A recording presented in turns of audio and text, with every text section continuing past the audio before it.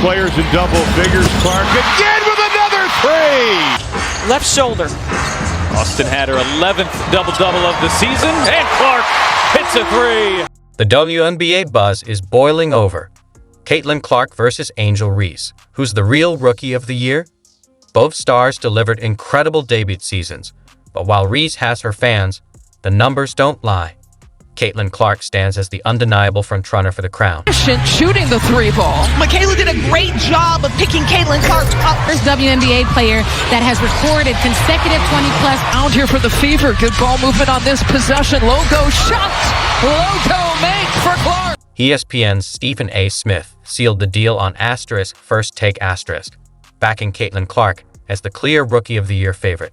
He even hinted at Clark being in the MVP conversation, despite Angel Reese's impressive double-double streak. Caitlin Clark has been flat out balling, and she has elevated her level of play to a point. There is no debate. I understand Angel Reese has been doing a thing with the double-doubles, like 24 straight double-doubles and all this. Major props to her, and she deserves, she's going to be number 2, but Caitlin Clark going to win Rookie of the Year. Caitlin Clark is in the conversation. She ain't going to win it, because A'ja Wilson did. But Caitlin Clark is in the conversation for League MVP. I don't know if y'all already know that, but she in the conversation. League MVP. Stephen A. nailed it, saying Angel Reese tops Caitlin Clark is like claiming Andrew Drummond outshines Steph Curry. It just doesn't add up. Clark's rookie season with the Indiana Fever has been legendary. She broke records, rubbed shoulders with Olympians like Simone Biles and Gabby Thomas, and led her team to its first playoff berth in 8 years. Let that sink in. Indiana is playoff bound, all thanks to Clark's brilliance. What's our goal? It's our goal to get to the playoffs. Our goal is to be in the playoffs. Our goal is to just continue to be competing for a championship. We've positioned ourselves exactly where we want to be to move forward and get back on track for this franchise to be a playoff team. That's what we're all about. Beating Mitchell for three. Clark the swing ahead. Over to time. And Mitchell lays it in. Nicholson. Who goes for three?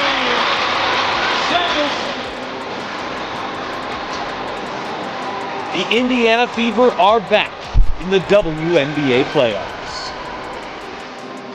This unforgettable season has earned 22-year-old Caitlin Clark praise from basketball icons like LeBron James and Sue Bird. One thing that I love that she's bringing to her sport, more people want to watch. Don't get it twisted. Don't get up.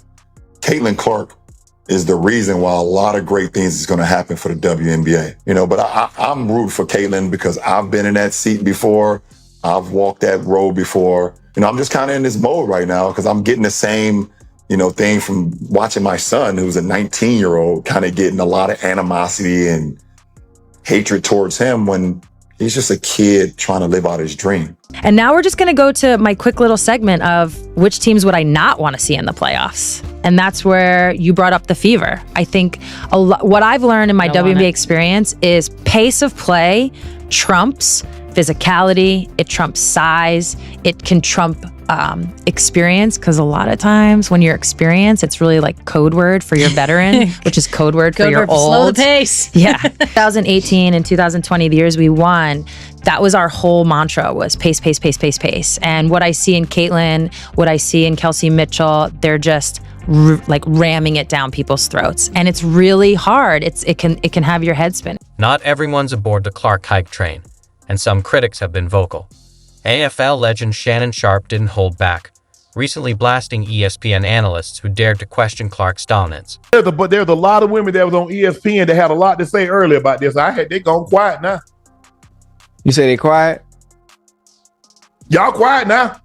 Now I want somebody to send that to you, because you know who I'm talking about. I ain't gonna call your name, but you know who you are. Y'all had a lot to say early. Y'all had a lot to say early. And if you think I'm talking to you, I am. Make no mistake about it. I'm talking to you. You know who you are. One of you was a former coach. Though Sharpe didn't name names, it was clear who he was aiming at. Former coach and ESPN analyst Carolyn Peck went viral in July for backing Angel Reese over Caitlin Clark for Rookie of the Year. Peck praised Reese's grown woman numbers, throwing subtle shade at Clark in the process. You had to log your vote today. Who would your Rookie of the Year be in the WNBA? Really tight. But when you look at where the teams are And I also went a little deeper and I looked at plus minus and I also look at net rating. And when you look at that, Angel Reese has to get the nod. Angel Reese has to do the dirty work. I have said it's not sexy to have to battle and rebound inside and where you've got to do the blue collar work. But this is a player that has come in as a rookie and is putting up grown. Sharp wasn't finished, though. He took a not-so-subtle jab at Monica McNutt, another ESPN analyst who, like Peck, chose Reese over Clark. McNutt's reasoning? The Chicago Sky's better record.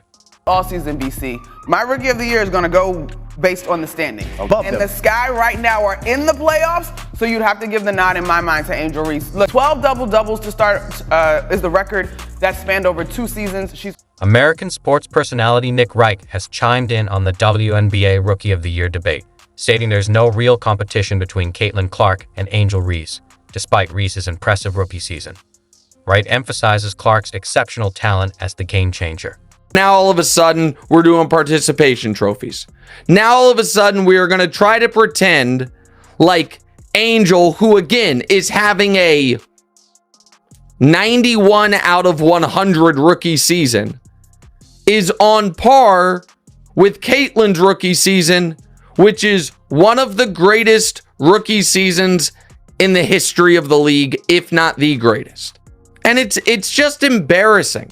Guys, we have to be able to have honest conversations about sports, even if it goes against some of our priors or some of our allies on the internet. Nobody with a straight face can say there is a real debate about who the most impactful or best rookie in the women's basketball has been this year. It's Caitlin Clark. Angel's rebounding is spectacular, but Caitlin Clark's arguably already one of the 5 best players in the league. Inarguably one of the 8 best players in the league. We got to be able to say that. Let's be real. Clark is miles ahead of Reese, both on the court and in the standings. Yet WNBA legend Cheryl Swoops keeps doubting Clark, backing Reese whenever possible. But numbers don't lie. Clark is the better player and her team's winning period. For me, if Rookie of the Year was picked today, I give it to Angel. If you're going to break a record, to me, if it's legitimate, you have to break that record in the same amount of time that that player set it. Okay. So if Kelsey Plum set that record in 4 years, well, Caitlin should have broke that record in 4 years. But because there's a COVID year and then there's another year, you know what I mean? So she's already had an extra year to break that record. People say, dang, like he or she's killing them. But you have a 25-year-old playing against a 20-year-old. Like, you should be killing them. Yeah. Clark right now probably takes about 40 shots a game. It's not just stats and victories that make Clark a standout. During the Fever's recent 193 win over the Dallas Wings, Hall of Famer and 4-time WNBA champ Cynthia Cooper was courtside, standing and cheering. Cooper praised Clark to a fan, calling her amazing and highlighting her tremendous skills and impact on the game. I appreciate you for repping Caitlin Clark, who's the absolute truth. She out here balling. They don't want to say that. Yeah, they don't want to give it to her. I'm telling you, Caitlin Clark is the absolute truth. From an all-around basketball. Yeah. You can see her creating for others. Yes. You can see her shooting her shot. You can see her getting to the free throw. That's your ball. And make everybody else better. It gets everybody. Wait, she's making me better than I'm sitting on the... Cooper wasn't the only one impressed. She later met up with Clark and Kelsey Mitchell, and their photo is already buzzing on social media. Since the Olympic break, Caitlin Clark has been unstoppable, leading the Indiana Fever to a 4-game winning streak, pushing their record above 50% for the first time since 2016, and ending a 7-year playoff drought. What a time to be a Fever fan. Clark burning up the court. Gets the bucket and one. Shoulder. Austin had her 11th double-double of the season, and Clark hits a 3. Clark is owning the rookie stats, leading in points, assists, steals, field goals, 3-pointers, and free throw percentage. She's averaging an eye-popping 18.7 points, 8.4 assists, 5.6 rebounds, and 1.4 steals per game. And if that's not impressive enough, she's just claimed her second consecutive Player of the Week award, with numbers that are turning heads across the league. Boston the rebound. Clark a good look. She got it.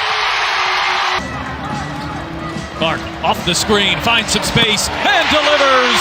It's a triple for Caitlin Clark. Let's not overlook Clark's latest jaw-stopping performance. 24.3 points, 9.0 assists, and 5.0 rebounds per game over the past week, including a career-high 31 points against the Chicago Sky in a must-see matchup against, you guessed it, Angel Reese. Since the Olympic break, the Fever have transformed from a 1-18 start to a dominant 6-1 streak, and Clark is driving this resurgence. In just 34 games, Clark has become the fastest player in WNBA history to hit 100 three-pointers. She's also rewritten the record books as the only rookie to record a triple-double twice in WNBA history. Her latest triple-double featured 24 points, 10 rebounds, 10 assists, and 3 steals, with 4 three-pointers, showing true dominance. This puts her among an elite group with multiple triple-doubles in a single season. Meanwhile, Reese and the Chicago Sky are reeling with 6 straight losses, including a 19-point blowout by the Fever last Friday. Reese's stats minus 13.3 points, 13.1 rebounds, 1.8 assists, and 1.3 steals per game are solid, but she's shooting just 38.5% from the field, mostly close to the basket. In contrast, Clark boasts a 42.4% shooting average, including significant contributions from beyond the arc. The Sky are struggling at 11-22, barely clinging to playoff hopes. The bottom line: anyone still claiming Reese is the superior rookie or should win the award is either a hater or misguided. Clark is the undisputed favorite for Rookie of the Year, and her rookie season is one of the best in WNBA history. Even Stephen A. Smith is taking notice. But she can't knock it down from up top. Tries it again from a different spot. That will connect. Been trying to find a way to get Rachel Banham going. That's one way. Count the buckets. Mitchell, corner 3, connects. So there you have it. Caitlin Clark is the undisputed Rookie of the Year. There's no contest. Angel Reese is a talented player, but she simply can't match Clark's level of dominance. ESPN's decision to even consider Reese as a contender is a major slight to Clark. It's time for them to acknowledge Clark for the phenomenal player she truly is.